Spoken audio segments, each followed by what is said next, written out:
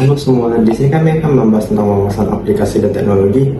Sebelumnya saya akan memperkenalkan anggota kelompok saya, yaitu ada Siti Farida Fatina Sesu, Muhammad Rafi Asodi, Luis Bremana Ginting, Detra Prima Henry, dan terakhir saya Kerser Cardo.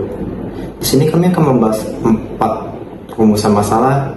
Yang pertama ada keuntungan AI yang akan dibawakan oleh Detra, yang kedua ada tantangan AI yang akan dibawakan oleh Fatin, yang ketiga ada apa itu LLM, Large Language Model yang akan dibawakan oleh Raffi, yang keempat ada ringkasan Big Data yang akan dibawakan oleh Luis.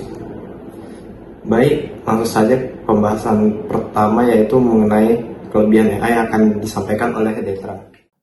Nah, seperti yang kita tahu, AI memiliki beberapa keuntungan dan kekurangan. Nah, baiklah di sini saya akan menjelaskan apa saja sih keuntungan-keuntungan dari AI yang biasa kita rasakan. Yang pertama, efisiensi dan otomatisasi. Nah, dalam contoh itu, di industri manufaktur, robot berbasis AI dapat merakit produk selama 24 jam nonstop tanpa lelah. Dibanding dengan manusia, manusia kan bisa saja lelah. Nah, kalau robot bisa bekerja nonstop sehari-harian.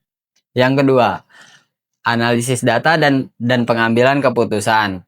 Contohnya seperti di dunia keuangan, AI bisa saja mendeteksi transaksi penipuan dengan menganalisa ribuan data secara real time. Dan yang ketiga, profesionalisasi layanan. Contohnya seperti platform Netflix yang sering kita gunakan, itu berbasis datanya menggunakan AI untuk merekomendasikan film berdasarkan riwayat tontonan pengguna. Dan nomor 4, peningkatan kualitas layanan kesehatan. Contohnya seperti AI dalam bidang radiologi bisa mendeteksi tumor kanker dalam X-ray atau MRI dengan akurasi yang tinggi, bahkan bisa melebihi dokter manusia dalam beberapa kasus. Baiklah, mungkin itu saja keuntungan yang dapat saya jelaskan. Oke, terima kasih kepada Detra. Selanjutnya pembahasan tantangan AI akan dilanjutkan oleh Fatin. Jadi, seperti yang sudah tadi dijelaskan oleh Detra mengenai keuntungan dari AI, sekarang kita akan masuk ke bagian tantangan dari AI atau kekurangan dari AI ini. Nah, kita biasanya pakai AI itu pasti menemukan tantangan atau kekurangan dari AI tersebut kan. Nah, diantaranya itu kali ini kita akan membahas yaitu pertama, pengurangan lapangan kerja. Pengurangan lapangan kerja ini terjadi misalnya karena kasir digantikan sekarang oleh mesin kasir otomatis berbasis AI di supermarket. Terus yang kedua ada keamanan siber dan penyalahgunaan AI. Keamanan dan penyalahgunaan AI ini sekarang kan kalau kita pakai AI ini kita tuh ngerasa data-data yang kita berikan itu belum tentu sepenuhnya aman kan oleh si AI ini. Jadi itu bisa membuat defect atau serangan siber otomatis. Contohnya itu bisa dipakai untuk penipuan, terus manipulasi politik. Terus yang ketiga, ada ketergantungan teknologi dan kurangnya skill. Nah, ini kenapa? Karena kita kan contohnya misalnya di sehari-hari perkuliahan gitu. Nah, kita tergantung banget sama AI. Jadi seharusnya kita bisa mencari sendiri dulu untuk mencari tahu dulu. Tapi sekarang kita karena semenjak ada AI, apa-apa tuh AI, apa-apa tuh AI. Jadi itulah kenapa kita ketergantungan dengan adanya teknologi AI ini.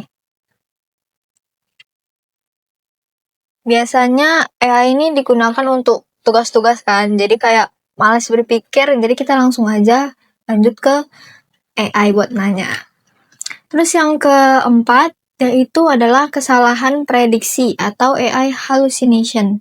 Jadi, AI ini nggak sepenuhnya jawaban AI itu benar gitu. Jadi kita nggak boleh langsung percaya gitu aja dengan apa yang dikasih oleh AI.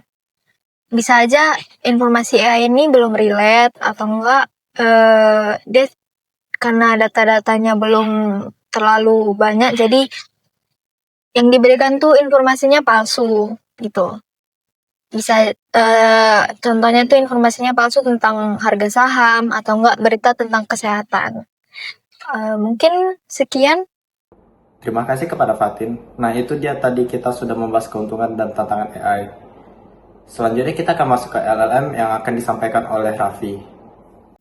Nah, kali ini saya akan menjelaskan tentang LLM, atau yang biasa disebut dengan Large Language Model. Apa sih itu LLM? LLM adalah model AI yang dilatih dengan menggunakan data teks dalam jumlah yang sangat besar. Model ini dapat menjawab pertanyaan, menulis esai, menerjemahkan bahasa, merangkum teks, dan juga bisa membuat kode pemrograman. Nah, dalam pembahasan kita kali ini, saya sudah merangkum 2 AI yang akan kita bahas.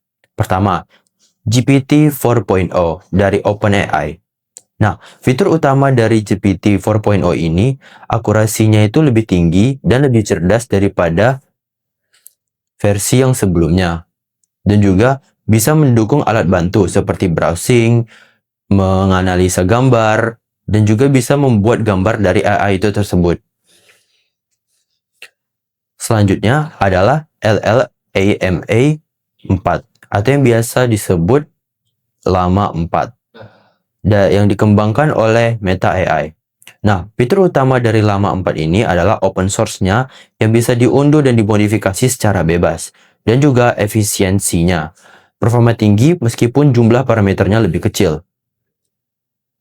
Nah, untuk perbandingan dari 2 AI ini adalah fitur yang memiliki akses. Nah, akses yang dimiliki ChatGPT 4.0 ini tertutup lewat API ChatGPT.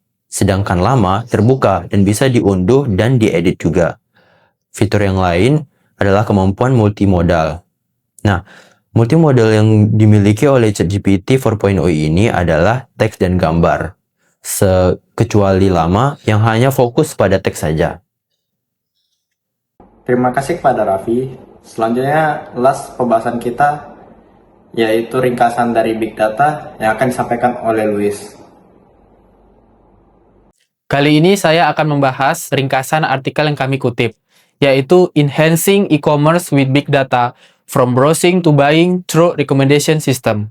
Fokus studi yang kami kutip ini adalah mengevaluasi dampak sistem rekomendasi berbasis Big Data terhadap perilaku pelanggan dalam e-commerce, khususnya pada fase browsing dan transaksi. Studi kasus yang dilakukan pada marketplace Indonesia dengan kampanye otomatis terkait browsing tertinggal dan pengingat pembelian. Temuan pada artikel yang kami ambil ini memiliki 2. Yang pertama yaitu peningkatan engagement dan konversi. Peningkatan engagement dan konversi memiliki 2 unsur. Yang pertama, rekomendasi yang dipersonalisasi didasarkan perilaku browsing dan pembelian, mendorong tingkat keterlibatan dan konversi yang lebih tinggi. Yang kedua, melalui kampanye trigger atau seperti pengingat keranjang yang ditinggalkan. Sistem berhasil memancing pembelian lebih lanjut. Yang kedua yaitu optimal perilaku pelanggan sejak awal proses. Unsur yang kedua ini demikian juga memiliki 2 unsur, yaitu fokus pada engagement pada tahap browsing terbukti efektif dalam meningkatkan kemungkinan melakukan pembelian. Yang kedua yaitu menangkap minat awal pengguna, meningkat peluang mereka kembali dan menyelesaikan transaksi. Kesimpulan artikel yang kami ambil ini adalah sistem rekomendasi berbasis Big Data terbukti efektif meningkatkan engagement dan konversi pada e-commerce. Terutama jika dimulai dari tahap awal, interaksi seperti browsing, rekomendasi yang relevan, dan otomatis memberikan dampak langsung terhadap perilaku pembelian. Mendukung peningkatan pendapatan dan retensi pelanggan. Demikian artikel yang kami kutip. Jadi bisa kita simpulkan, materi hari ini kita sudah membahas tentang 4 keuntungan AI, tantangan AI, lalu tadi juga membahas tentang apa itu LLM yang mengarah ke Meta AI, dan terakhir ditutup oleh Big Data dari artikel yang dibuat oleh Niraini Johnson. Sekian, terima kasih.